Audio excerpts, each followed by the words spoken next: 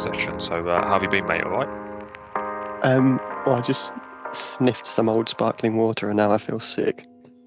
I don't Wow, know. brilliant. I mean, it was pretty much sparkling water that was in that bottle, but it did have some raspberry and blackcurrant squash. So maybe the combination of them. I mean, maybe we can get some listeners to kind of put that combo in a sealed bottle for a year, open it up and smell it. Is that how long And you've had then- it sealed? It's about 3 days. Right. So you're having a bad sniff after 3 days, and you want our listeners to do it for a year. We need to start some sort of like competition on this procurement between me and you, and then the loser has to sniff year-old sparkling water. I'm not gonna lie, mate. I'm not a good sniffer. You know, Like sometimes I walk past some dog dirt, mate, and I'm gone. Absolutely gone. You know when it's an absolute whiffer, like a runny one on the side. Bloody hell. Maybe that's you being a good sniffer though, because you're able to detect smell strongly, whereas me, my sense of smell is pretty bad. Yeah, you'd probably just walk through it, wouldn't you? Yeah, maybe I just kind of wouldn't notice. I've got an advantage. Yeah, I mean, look, maybe the big nose does come in handy for me sometimes, but it's not great when it's dog dirt. What would Anyway. you say is the best advantage of having a big nose? I don't feel like I'm a better sniffer than anyone with a, less of a nose. That's what I'm thinking. Like, does size matter, or is it kind of like how you sniff it? I think size matters, but the other way around, to be honest. I'd love a little button nose, but I didn't get blessed, What, like a little Voldemort thing? Voldy's a bit too far. Somewhere in between you and Voldemort is perfect, I reckon. I mean, that's a big gap between me and Voldy. About a metre. 2 meters, mate. Got But yeah, very safe and sorry. There's no. I guess, to be fair, some people say glasses suit it better. Suit a big nozzer. I have seen firsthand some people that when they put glasses on, their glasses just slide down their nose because there's just a complete lack of nose. So I think being blind complements having a big nose quite well. I'm really selling myself here. If you had to have a nose that's stretched out for 10 centimeters, would you rather it stretched horizontal or vertical down? I mean, like a little Pinocchio straight out, or Pinocchio straight down? Coincidentally, I do actually have a tape measure on my desk, so I'm just going to measure 10 meters. It's interesting why you have a 10 centimeters. tape measure on your desk. Is there a little mark next to 4 inches? 14 inches, yeah. Okay, so 10 centimeters. To be fair, it's not as wide as I thought it would be, but I suppose that's the third option, width. If I was to have no, you can't, mate. That's bad. 10 centimeters That is wide. like hammer shark. Mate, I've lost my whole cheek to my nose. If it was out, I mean, I'm halfway there already, to be fair. Yeah, we have to go for out. I feel like I'd have to go for out and just. Yeah, mate? You need to. Next time you've got a measuring tape to hand, just try a 10 centimeter wide nose. It's brutal. Yeah. I mean, there is an advantage of it going straight out. Like if you're walking somewhere in the dark or with a blindfold on, your nose is going to hit whatever it is first, protecting your face almost. Yeah, if you're 10 centimeters wide, you're going to have, like bees nesting in there.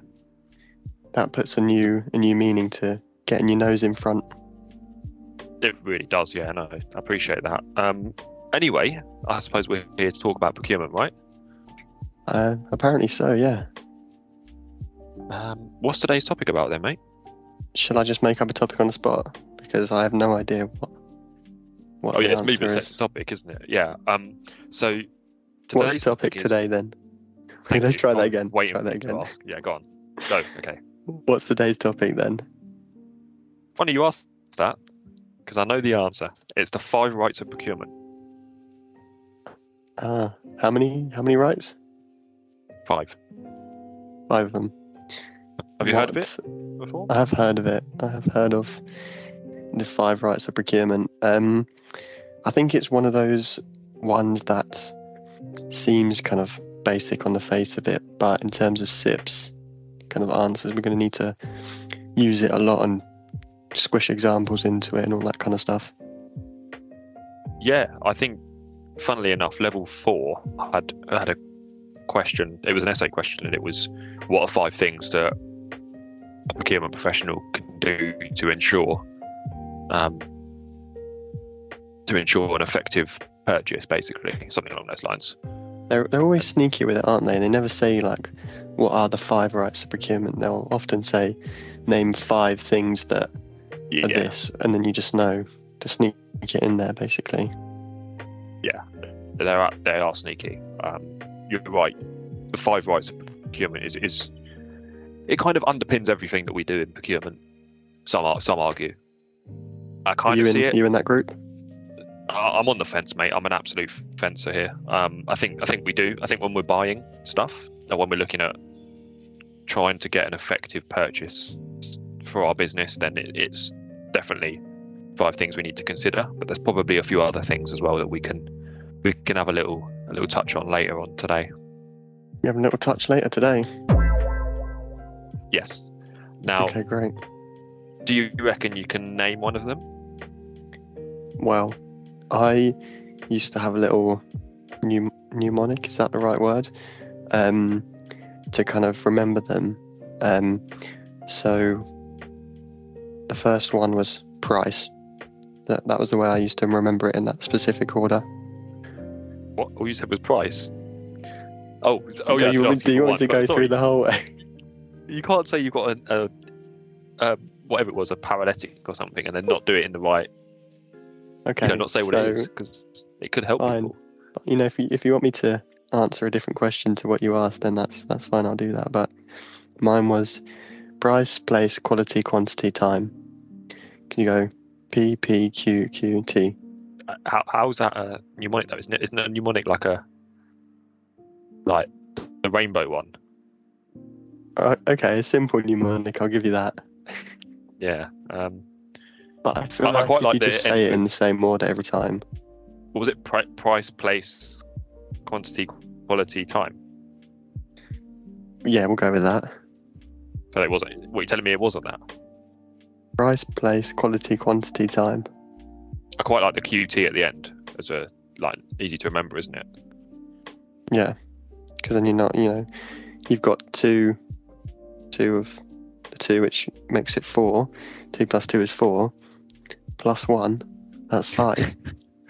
Oh, 2 plus 2 is 4. Minus 1, that's 3. Quick maths. Is that right? Yes, if you turn the minus into a plus. Yeah.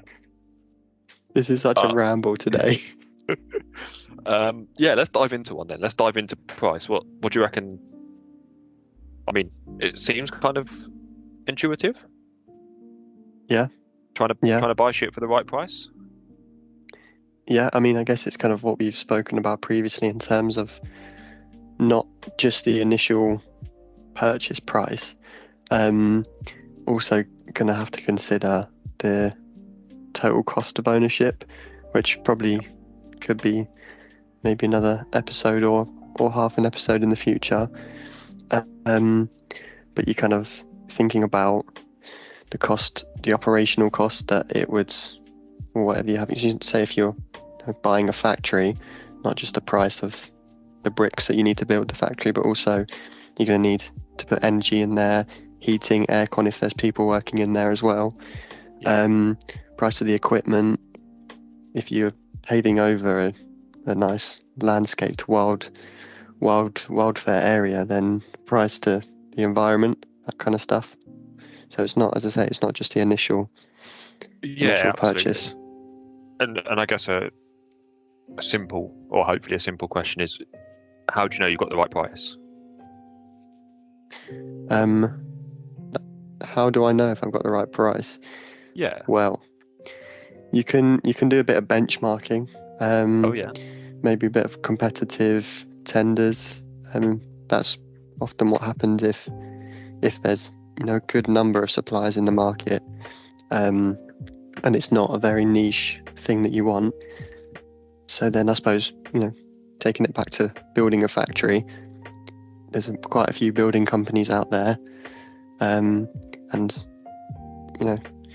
telling them to come up with kind of a proposal and then benchmarking each price against the other companies, probably a way to select the one that you get the best value for. Yeah, I like that. I mean, if I was to ask you now, I'll give you a couple of items and let me know what you think the right price is, roughly, that you'd be willing Here we to go. pay. Packet of crisps. What flavour? Up to you, mate. Well, that's non-specific. I'm going to have to push you for an answer on that one. Why? Because if it's already sorted, then no. And I'd rather starve than eat ready sorted crisps. But if it's something nice like a bit of cheese and onion, then maybe I was going to go for 80p. roast chicken. Roast chicken, 60p. Right, so you're starving then. I think if you stop at a petrol station, you can expect to probably pay £1 for a packet of crisps, right? There or thereabouts, say 80p to £1. Just thought I'd make it complicated for no reason. Yeah. How about a meal deal?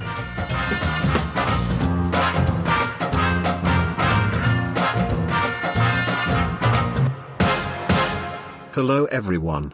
It's your favorite sound editor, host, procurement specialist, and astronaut Sound Guy back again for episode 3 of Facts with Sound Guy. Whilst editing this episode, I realized that many of our international listeners may not know what a meal deal is, so here I am to explain that to you.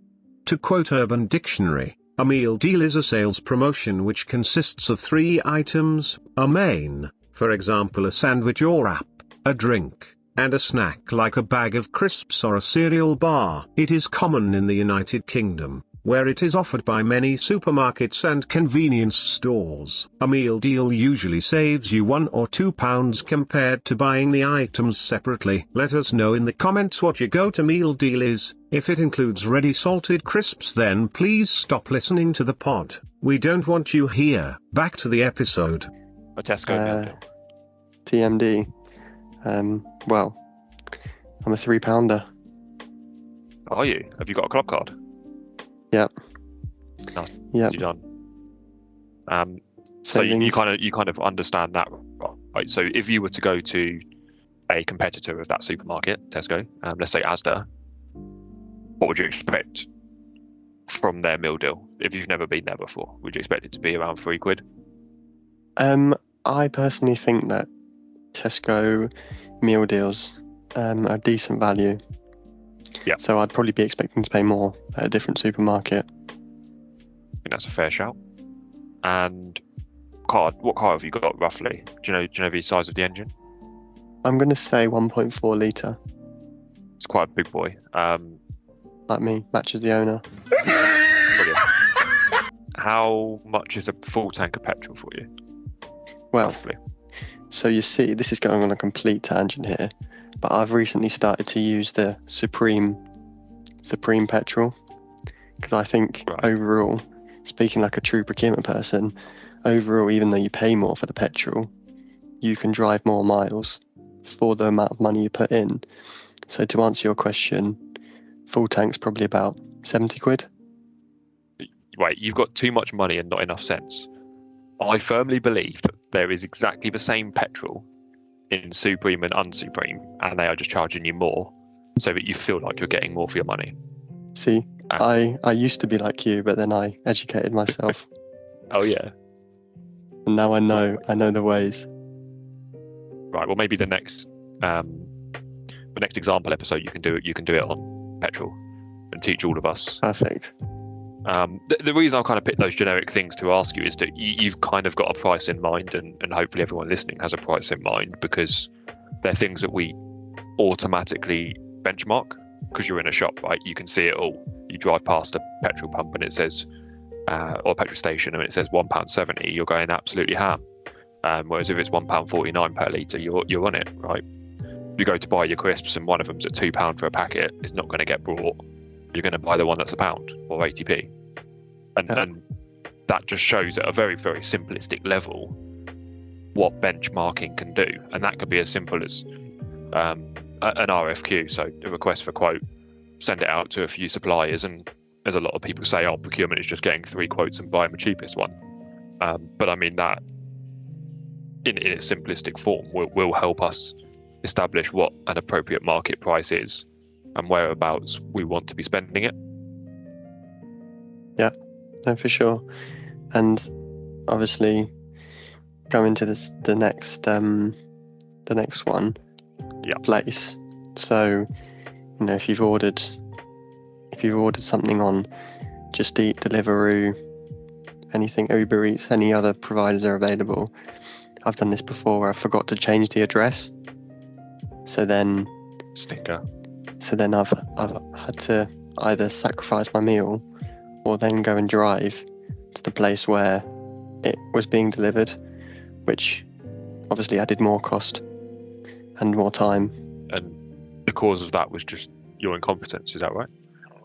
Absolutely, yeah. Nothing else. Brilliant. Well, sheer incompetence.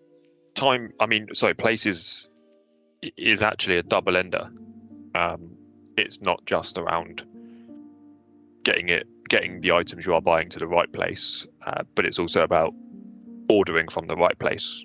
So making sure that your source is kind of reputable and you're content with it, and how we've touched on in previous episodes that, you know, perhaps that supplier is doing the right thing for the environment and is a source you want to be associated with. I think there's various clothing brands that have come out and, you know, we love a sweatshop example, and that, you know, they're running sweatshops and they've seen a lot of orders kind of be cancelled and a lot of demand drop because of their dodgy sourcing. So we want to be ordering from the right place, but yes, we definitely wanted to turn up at the right place as well. Yeah, and that's not just kind of like the initial coming into the warehouse that, say, a company owned, but then does it also apply to something that we're selling as well? Selling, moving from the warehouse to the end customer. Yep. So you've got to think about it all, right? So you need it to be going, or at least in the right place to be moved along. If you're looking at a warehouse, you want it to kind of arrive at the processing end of the warehouse. You don't want it to arrive in your goods out warehouse. It's just all those little things that you've got to think about. You don't. Is that where the phrase "you don't shit where you eat" comes from? I must admit, I didn't create that phrase. So you can't say for certain. Either way, it might do. I can't confirm that. I doubt it was a procurement term. I feel like it's slightly different. Well, if anyone out there knows, then educate us. Maybe we can get you on for an episode about explaining what that phrase means. The thing is, though, I think sometimes you feel like you need to shit where you eat because the quality is just great. Interesting thoughts. That little segue over to the next. Which is quality, isn't it? Yeah, it is. Yeah, quality. Perfect. See, my fake mnemonic is already doing wonders. Yeah, it really rubbed off on me. I guess. Have you ever ordered anything from Wish? That's probably a good way to describe. I mean, now that we're slating brands, I haven't used Wish specifically, but back in the day, I did use AliExpress. Did you? Yeah. It's a bit rogue. What did you buy from there?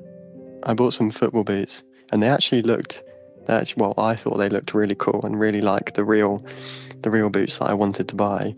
So obviously wore them into school. Couple of guys took one look at them in the changing room and said, "Yeah, they're fake. You're a dickhead," basically. And that's how you became a ref. And that is where my villain origin story started. Yeah, that's tough, man. That is tough. I remember ordering some Christmas decorations from Wish, and interestingly, they turned up at the right place at the wrong time. They came after Christmas. Nice. That's always good. They were tiny. The picture showed them as massive. The dimensions described them as fairly sizable. And absolutely played. They turned up and they were micro, sort of smaller than a can of deodorant. What decorations were they? Because I was thinking those little lights that you hang across the across the walls. No, it was a little train. Supposed to be like a long train set, like 4 bits of like 4 carriages, and then a train front of whatever front of a train's called, a helmet. Huh? And, fuck, it's not a helmet, is it? And yeah, it turned up. I thought it was going to trail all the way across, sort of like a windowsill. Had some lights on it and all that funky stuff. Nah, just didn't. And I think the other thing is quality is a two-way thing. So it's not about just making sure you've got something that is good enough quality. Sometimes you don't want to provide too much quality. So that sounds a bit weird, right? But think about it when you're buying a car. Do you go and buy a Rolls Royce? Maybe. If you just want to drive to the supermarket on the weekends, do you buy a Lamborghini? Does my crush work at the supermarket? No. No, then.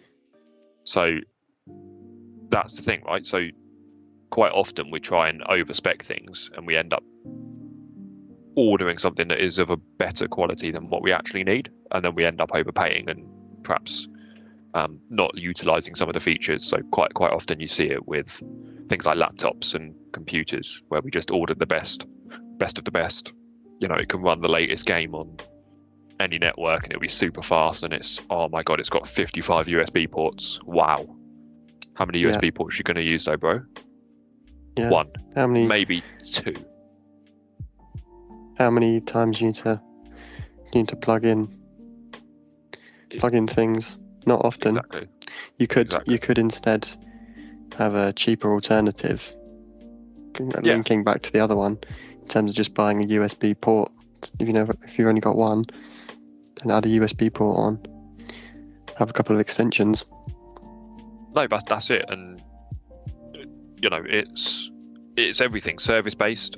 A lot of times services will try and sell you more things than you need, and you might go, oh, while I'm here, I'll get my car cleaned inside as well as out. But actually, the inside's not bad.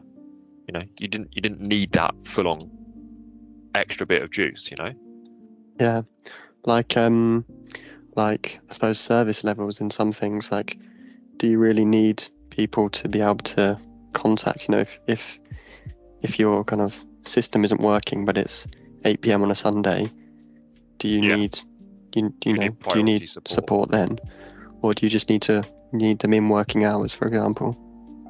No, that's a cracking example, and from experience, I quite often see that it's the techies that end up overscoping things for their quality, and it's just in their nature, right? So they like the latest and greatest, and they think that they're kind of they're kind of future-proofing the items that they're ordering by overscoping at the start. Now, that could be true to some extent, but actually, with the likes of technology, you know, you could be paying for the best monitor that's available today, but actually it could be redundant in 2 years' time. So just buy something that might fit your budget and actually your genuine need. Moving on to the penultimate one. The penultimate one, definitely not the last one. The second last, but not the second least, as I like to say. Obviously, quantity is important. Going back to the example of buying laptops, you know, if you need to buy 10 laptops for your 10 new staff that you've hired, but you've only bought 3, then, you know, you might get 7 people that are going to be leaving on their first day. Feels like pretty self-explanatory one. Yeah, I mean, what do you think about using quantity to negotiate a better price? Well, you've obviously got the what can I think of the word? You've got the, what is it called? Why has that word just gone out of my head? I don't know what it is. When you buy more bulk. It's like something about spending more money, you get more leverage. Consolidation, that's it. Right. Yeah. Skip that bit again, right? No, keep that in, mate. That was brilliant. It's just, you know, you've pulled a few things out of your bank like instantly today, and then that is just absolutely. We'll keep it in to just show that, you know, we're not perfect. I'm sure everyone thought we were perfect. Until then, sometimes we forget things. So, you know, this is an insight into a real real procurement professional. Yeah, don't mind Sometimes. my 10 centimetre nose. But yeah, other than that, perfect. I can't even remember what the question was now. Consolidation of spend. So when you're when you're buying things, if you can buy them in bulk, then you're likely to get each individual one for less money. So think about, on a small scale example, buying a packet of crisps versus buying that big bag that has bags in bags. A multi-bag. Multi-pack, that's it. Yeah. So then, if you're buying 10 individual packets of crisps, it might cost you a tenner. Whereas if you're buying a multi-pack, the same number, then you're probably going to get it for, I don't know what, maybe 6-7 quid. That's fair enough. Yeah, and there's obviously a famous shop that is known for bringing bulk to businesses and kind of entrepreneurs, if you like. What did you say? There's a entrepreneurs. I'd say entrepreneurs. Yeah. Brilliant. Yeah, so I mean, obviously that you can buy in big quantities to save on your overall cost per unit. However, sometimes you don't need that bigger quantity, so it's just about understanding what you actually need. If you can reduce the price per unit, but you have to buy 100 of them, do you actually need 100 of them? Yeah, I mean, we shouted at my mum in the last podcast. I went shopping with her recently, and she seemed to be very easily influenced by the deals when it says, buy 2, get it for 50p less, basically. Yeah, so she ends up spending twice as much to save £1. Yeah. I mean, her argument, which she maybe is a fair one, she's saying, if I was going to buy 2 individual cheese blocks, if I buy one now and then one next week, then I'm going to pay more. But I'm saying, what if that cheese goes moldy? If you don't use it, if it goes unfulfilled like a order could in a warehouse, then it's going to end up costing you more. Yeah, I feel like we need to have a chat with Denise about her cheese buying. Denise's cheeses. You don't need that many cheese blocks in your house, do you? Depends how big the block is. Yeah, I mean, knowing that your mum cares for the environment is probably a big old block. Probably is. And thinking about things that, if it's going mouldy, then it's maybe been sitting around for a long time. Oh yeah, was that a subtle segue to the fifth and final? Yeah, I mean, procurement, was it? I don't know if listeners would have picked that up, but I mean, that is how to do ultimate podcasting. Just the subtle links into the other things we want to talk about. So, time obviously can come into impact when it's talking about delivery time, or the lead time kind of required to, from when you place the order. If you're paying for something that has a longer lead time, as a buyer, you're probably going to get a bit more frustrated your customers are going to get more frustrated if it takes 2 weeks. Yeah, to arrive.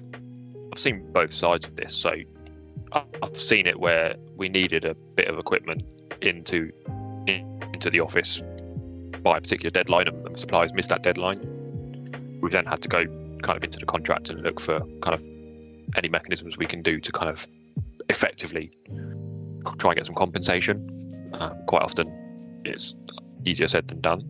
But I've also seen it the other side where we've ordered a rather large amount of printers and we didn't have anywhere to store them because the delivery was going to be too soon. I know it sounds daft, but it was going to be too soon. So we ended up paying the seller to store them for us. So that cost us a lot more money than it needed to, and was probably an example of poor procurement from me, to be honest. I know they say, they put in contracts time is of the essence, which I I think is one of those phrases that kind of gets bandied about and people don't really know where it comes from. But in terms of a legal context, time is of the essence basically means that the time that things arrive in is kind of, it has a material impact on the contract or the kind of performance basically. Yeah, as long as you can demonstrate that you're doing everything you can to deliver on time with appropriate speed, then you're doing it with time being of the essence, or at least a consideration. And I think price, we said about price, it's quite easy to go and get comparative quotes for a lot of things. Some things are a bit more complex and they might be a bit more unique. The right place and the right source, again, procurement professional will be looking at the suppliers they're trying to work with and making sure they're going to the right locations. Quantity and quality can be real differentials on how you can either increase or decrease the price of your item. And then time is the one that, in my opinion, gets pushed under the radar a little bit, because we say, well, how long's the lead time? All right, fine, we'll accept it. But if you don't pay attention, you could end up paying more for a premium delivery, which actually might make your overall cost more expensive than if you'd gone to a competitor who might have been offering free delivery. Might even limit some of your options as well. Yeah. If you kind of, if there's only one provider in the market that can give the product in 5 days, but they're twice as expensive as someone else who could do it in 6 days, but you need it in 5 days, so you're limiting your options. Yeah, and I think as a procurement individual, you've just got to try and make sure you've got the 5 rights in the back of your mind, as often as you can.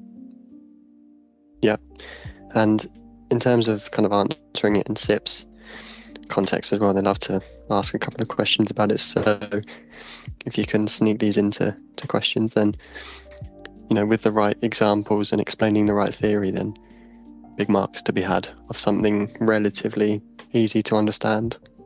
Yeah, I think the 5 rights, as long as you remember what they are, that kind of covers the theory aspect of NSA response quite well and quite easily, and then you can address it with examples, and you can kind of either give real world examples. So I'm sure we'll touch upon it in a spin-off episode about the ship that got stuck in the canal, and that caused a huge issue with delivering to the right time schedules. And then even in this episode, we've touched on Wish and a few other examples where actually the quality and quantity have been poor or not what is expected. So it just underlines that importance, and you can kind of at a really simplistic level, you can use the likes of Wish as an example in the exam. It genuinely works, and it shows that you're doing that wider reading. And I think as well, a lot of the procurement fuck ups that we have been talking about, linking to our other episodes, they could probably be traced back in some essence to a couple of these bits, because this is sort of the base for what procurement kind of builds off of. Yeah, I mean, look, we published the Kentucky Fried Chicken one. Would you link it to any of these 5 rights going wrong? Place, potentially. The distribution centre wasn't in the right place. The supply chain that they were working with kind of didn't have the right distribution centres to be able to provide and successfully complete the contract. Nice one. I suppose if their kind of warehouse software had been up to a better quality, or it had a better quality of disaster recovery plans, then maybe it wouldn't have happened. Absolutely. So there you go. Look, that was it. One example we weased into the 5 rights of procurement quite easily there. So on the spot as well. Just thinking about that. I feel like that's good though. That's good. That kind of shows that you got that understanding and you can link it into an exam. So hopefully that helps the listeners. Well, I mean, I think we forgot to do it in the last episode, but send this to your procurement colleagues, friends, if you have any procurement friends. So send this to them if you really despise them, or you accidentally pressed the wrong button on your keyboard today. If you spell anything wrong at all, you could have been sent this by that person. Maybe that's their reason, or maybe they despise you. I think that's done. See you later. See you later.